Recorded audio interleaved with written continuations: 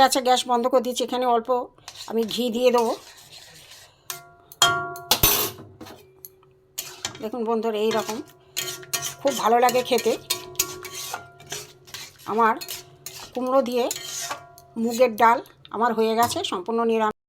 আজ আমি করব নিরামিষ মুগ ডাল।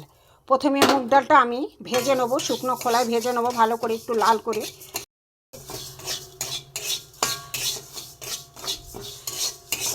ডালটা ভাজা হয়ে গেছে, এবার জল দিয়ে ধুয়ে নেবো। দুবার জল দিয়ে ধুয়ে নিয়েছি, 2-3 বার। আমি এবার সেদ্ধ করার জন্য মুগ ডালটাকে জল দিয়ে দিলাম সেদ্ধ হতে, তারপরে দেখাচ্ছি। মুগ ডালটা ফুটছে বন্ধুরা। কড়া বসিয়ে দিয়েছি, সর্ষে তেল দিয়ে দিয়েছি। এখানে আমার কুমড়ো কাটা আছে, কুমড়োগুলো একটু ভেজে নেব।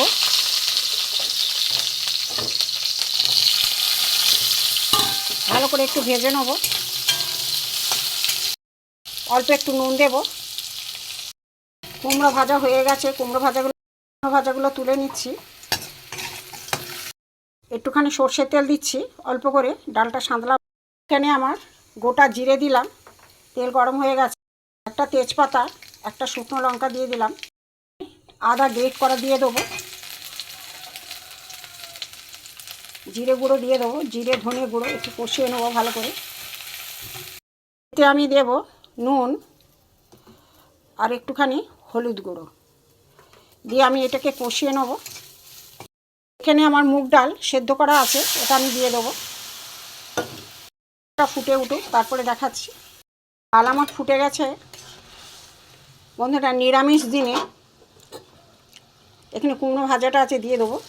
নিরামিষ দিনে যারা নিরামিষ খেতে পছন্দ করেন, মুগ ডাল তো এমনি খান, একবার এই কুমড়ো দিয়ে, অন্য সবজি দিয়ে খেয়েছেন তো, কুমড়ো দিয়ে একবার খেয়ে দেখবেন, হেভি টেস্টি হয়। আমি যেভাবে করলাম এইভাবে করবেন। খুব পাতলা হবে না ডালটা, একটু ঘন ঘন হবে, খুবই খেতে ভালো লাগে বন্ধুরা। ঘন হয়ে এসছে, এখানে আমি অল্প করে একটু এলাচ গুঁড়ো দিয়ে দেবো, টেস্টটা সুন্দর আসবে।